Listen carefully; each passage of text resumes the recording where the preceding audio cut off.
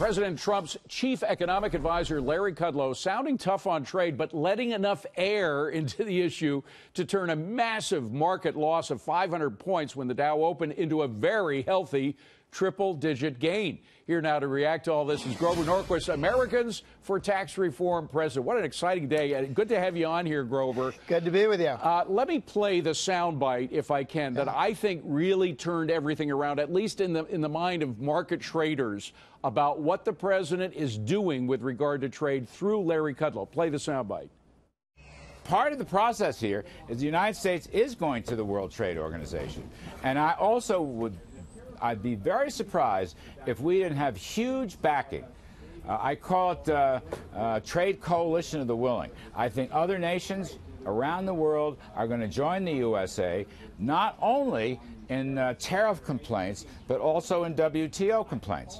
So what Larry did there, Grover, I think has changed the discussion from the U.S. against the world on trade to the world against China. It's not just the U.S. that China has been working against in terms of stealing our intellectual property, reverse engineering, all that stuff.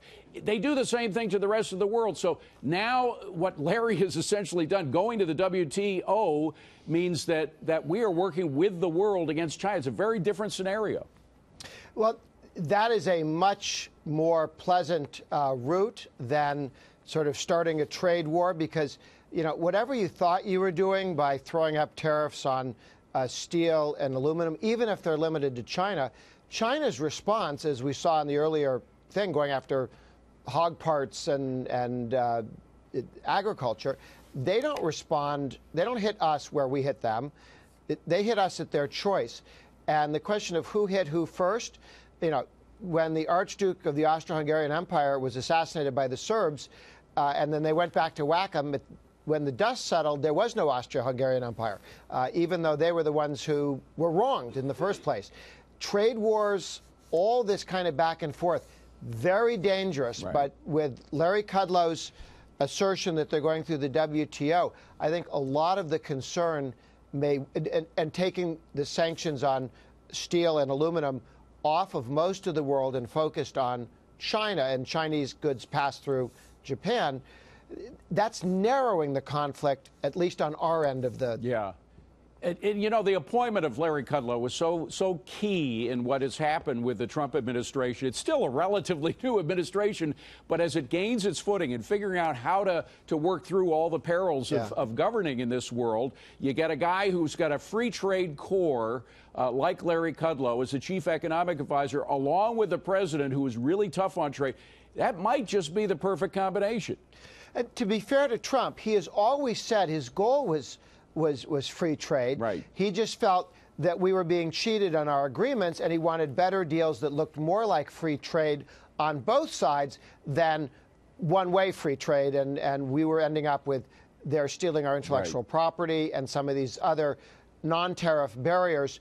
If this breaks down non-tariff barriers and protects our intellectual freedom, Trump could have been the person who helped usher in a period of freer and more open trade. A whole new era. It would really change everything. I want to turn you on another deal that has to be made. As we know, the president signed the budget. He did it off camera this time because he hated the deal. He needed the military increase, but he didn't like all the bloating and spending. There's an idea that was floated by Kim Strassel in the Wall Street Journal on Friday. It's called impounding. It's a tool that a president can use with a simple majority in Congress to remove some of the excess spending. And it's a tool that hasn't been used very much, but this administration is now indicating they may use it more than it has been used in the past. What can you tell us about how this might be used? Well, the president could say, I'm not going to spend some of this money. A power presidents had up until Richard Nixon, when the Democrats took over and didn't want him playing in their budget. It really did weaken the presidency. It meant nobody was looking after the national interest. Every congressman and senator took money and brought it back to their state or their district, and the debt, the spending piled up and up and up. And there was no adult in the room, which many governors have line item veto, and they take out the real nonsense. Yeah. The president does have that power if a majority in the House and Senate if agree. If he uses it. Very quickly, though, the question is, will he? And Kenny, this is going to happen right before the election. He could really stick it to the Democrats if he wants and say, look, you guys, this is the one chance we have of passing a bill. Otherwise, you're going to shut down the government right before the election.